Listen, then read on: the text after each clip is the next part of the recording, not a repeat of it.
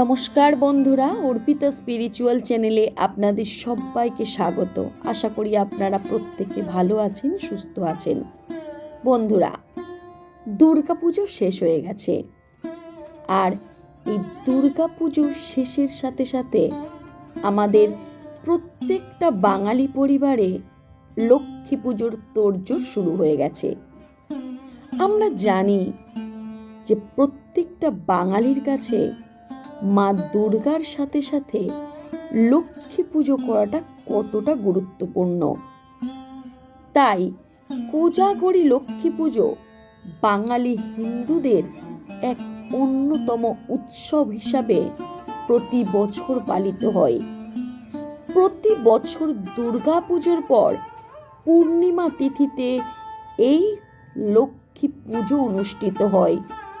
তাই এই দিনটিকে কোজাগরী পূর্ণিমা বা শারদ পূর্ণিমা বলা হয়ে থাকে।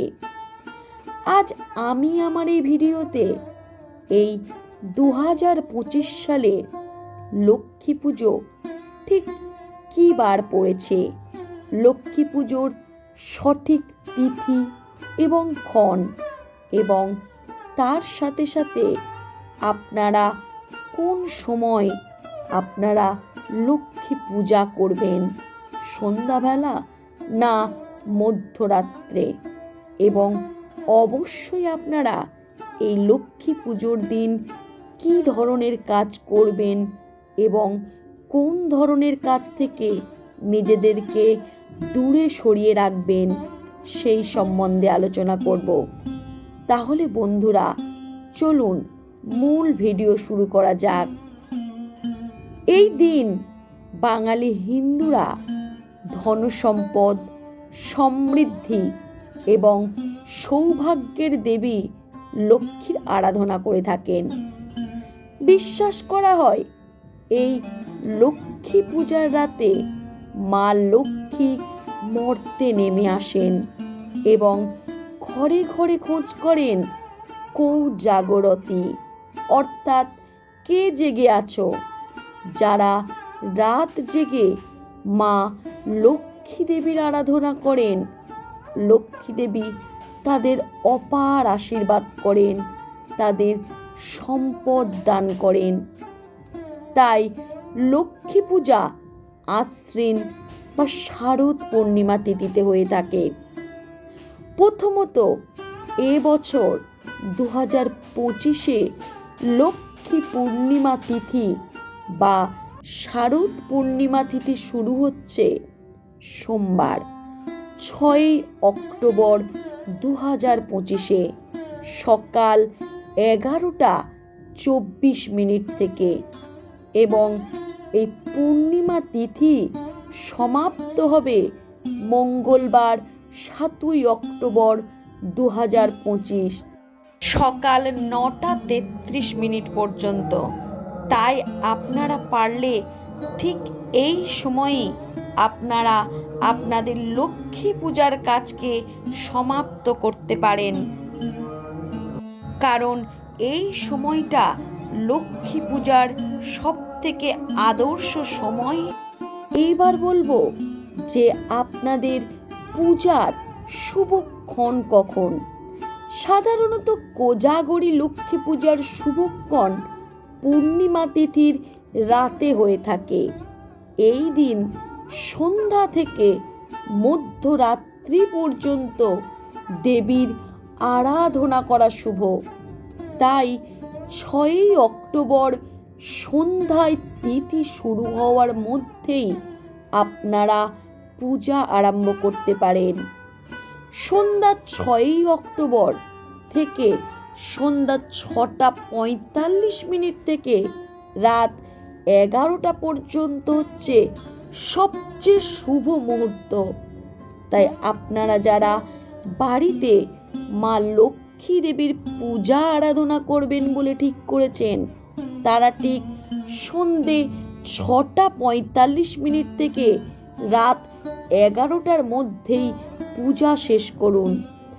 তবে যেহেতু পূর্ণিমা তিথিটি রাতেই শুরু বা শেষ হচ্ছে না, তাই অনেকে 7ই অক্টোবর মঙ্গলবার সকালেও পুজো সম্পন্ন করে থাকেন। সাধারণত যে সন্ধ্যায় পূর্ণিমা তিথি শুরু হয় সেই রাতকেই কোজাগরী পূজা বা লক্ষ্মী পূজার রাত্রি হিসেবে ধরা হয়ে থাকে। এইবার আমি আমার ভিডিওতে আপনারা কিভাবে লক্ষ্মী পূজা করবেন, কোন নিয়ম মেনে লক্ষ্মী পূজা করলে মা লক্ষ্মীর অপার আশীর্বাদ পাবেন সেই সম্বন্ধে আলোচনা করব। আপনারা এই দিন কোন কোন কাজ করবেন আর কোন কোন কাজ ভুলেও করবেন না। প্রথমত, মা লক্ষ্মী সাধারণত ভক্তিতে সন্তুষ্ট হন। যে বা যারা সামান্য উপকরণেও ভক্তি ভরে লক্ষ্মী পূজা করেন, দেবী তাদের ওপর অত্যন্ত সন্তুষ্ট হয়ে ধনসম্পদ এবং বৈভবের আশীর্বাদ প্রদান করেন। ভক্তি হলো তার পুজোর প্রধানতম উপকরণ। তাই পুজোর সময়ে অন্য মনস্ক হলে অত্যন্ত অসন্তুষ্ট হন দেবী মা লক্ষ্মী। তাই আপনারা যারা মা লক্ষ্মীর পূজা আরাধনা করবেন, অবশ্যই অন্তর থেকে ভক্তি দিয়েই তবে মা লক্ষ্মীকে আরাধনা করবেন। 2 নম্বর, মা লক্ষ্মীর ঘট স্থাপন করলে তার সঙ্গে অল্প পরিমাণে মাটি, সিঁদুর, ধান, আম্রপল্লব, দূর্বা, আতপ চাল এবং চালের প্রয়োজন। তার সাথে সাথে কাঁঠালি কলা, হরিতকি, চন্দন, ধূপ, দীপ, ফুল ও তুলসী পাতা অত্যন্ত প্রয়োজন হয় এই লক্ষ্মী পূজায়। আবার পদ্মফুল একান্ত প্রয়োজনীয় জিনিস এই পূজায়। আঁকাও হয় আলপনায়। তার সঙ্গে লক্ষ্মী পূজা অঙ্গাঙ্গিকভাবে জড়িত। পূজা শেষ হলে নারায়ণের উদ্দেশ্যে একটি তুলসী পাতা অর্পণ করতে হয় ঘটে।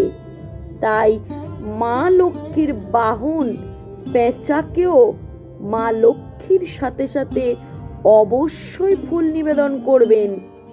চতুর্থ, দেবী লক্ষ্মীর উদ্দেশ্যে কখনো তুলসী পাতা ব্যবহার করবেন না। তবে নারায়ণের উদ্দেশ্যে অবশ্যই আপনারা তুলসী পাতা ব্যবহার করবেন। 5 নম্বর হলো, আপনারা লক্ষ্মী পূজায় লোহার কোনো জিনিস ব্যবহার করবেন না। লক্ষ্মী পূজায় ব্যবহার করুন পিতল অথবা তামার পাত্র। লোহা দিয়ে সাধারণত অলক্ষ্মী পূজা হয়। তাই লক্ষ্মী পূজাতে লোহার জিনিস ব্যবহার না করাই ভালো। তাই আপনারা আপনাদের লক্ষ্মী পূজার সময় সেই সব দিকে অবশ্যই খেয়াল রাখবেন। 6, লক্ষ্মী পূজাতে ঘণ্টার ধ্বনি ব্যবহার করার নিয়ম নেই। এতে মা লক্ষ্মী চমকে গিয়ে অত্যন্ত ভয় পেয়ে যান। তাছাড়া এই লক্ষ্মী দেবীকে এই লক্ষ্মী পূজার দিন কোনোভাবেই সাদা রঙের ফুল অর্পণ করা যাবে না। সাদা রং ছাড়া আপনারা লাল, হলুদ, গোলাপি রঙের ফুলের ব্যবহার করতে পারেন এই লক্ষ্মী দেবীর আরাধনায়। আমি আগেই বলেছি, লক্ষ্মী দেবীর পূজায় কোনোভাবে আপনারা তুলসী পাতা ব্যবহার করবেন না এবং মা লক্ষ্মীর আসনে সাদা বা কালো কাপড় কখনো পাতবেন না। আপনারা যখন মা লক্ষ্মীর আসন করবেন তখন লাল বা গোলাপি প্রভৃতি রঙের কাপড় আপনারা ব্যবহার করতে পারেন, কারণ এতে মা অত্যন্ত সন্তুষ্ট হন। তাছাড়া লক্ষ্মী পূজার দিন কোনোভাবে মরে গেলেও বাড়ি থেকে চাল কাউকে দান করবেন না, কারণ এই দিন চাল দান করলে মা লক্ষ্মী আপনার চাল দানের সাথে সাথে আপনার গৃহ ত্যাগ করেন। তাছাড়া লক্ষ্মী পুজো করার সময় নিজেকে লাল, গোলাপি, হলুদ, কমলা এই ধরনের রঙের বস্ত্র পরতে হবে। সাদা বা কালো বস্ত্র একেবারেই পরা যাবে না। এবং লক্ষ্মী পুজোর দিন মা লক্ষ্মী দেবীর জন্য যে কোনো কাজে আপনারা কলা পাতা ব্যবহার করতে পারেন, কারণ কলা পাতা মা লক্ষ্মীর অত্যন্ত প্রিয়। বন্ধুরা, আজ আপনারা আমার এই ভিডিও থেকে লক্ষ্মী পূজার শুভ দিন, শুভক্ষণ এবং লক্ষ্মী পূজা চলাকালীন আপনারা কোন ধরনের কাজ করবেন এবং কোন ধরনের কাজ করবেন না সে সম্বন্ধে জানতে পারলেন। তাই আমার এই ভিডিওটি যদি আপনাদের ভালো লেগে থাকে বা আমার এই ভিডিও দেখে আপনারা যদি একটুও উপকৃত হয়ে থাকেন, তাহলে আমার চ্যানেলটিকে একটি লাইক করে, কমেন্ট করে, আর যারা নতুন তারা আমার চ্যানেলকে সাবস্ক্রাইব করে যাবেন। আজ এই পর্যন্ত। নমস্কার। জয় মা লক্ষ্মী।